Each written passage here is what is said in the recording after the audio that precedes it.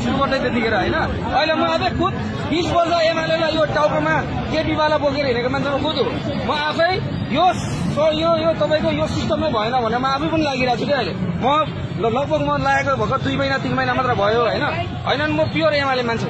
मैले 20 वर्ष केपी ओलीको झोले म हनुमान, केपी ओलीको साइबर स्याल म पनि हो। तर म अहिले किन लागिरहेको छु भन्दाखेरि यो सिस्टमले काम गरेन क्या देशमा।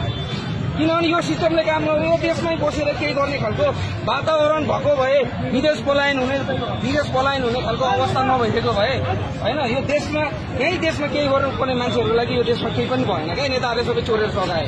अनि अस्ति भर्खरै चाहिँ कांग्रेसका सभापति देउवाले चाहिँ राजा बन्नेलाई ज्ञानेन्द्र साई शाखा हुनुहुन्न भन्नुभएको छ, के भन्नु? ज्ञानेन्द्र साई त कसले अरे देउवालाई राजाले आफै अयोग्य भनेर लात हानेर फालेको मान्छे त्यसले अयोग्य भन्न सक्छ? त्यो राजाको पाउमा काम चलेर प्रधानमन्त्री हुने मान्छे त्यसलाई त राजाले लात हानेर निकालेर अयोग्य भनेर त्यसलाई फालिदिएको हो क्या त्यतिखेर।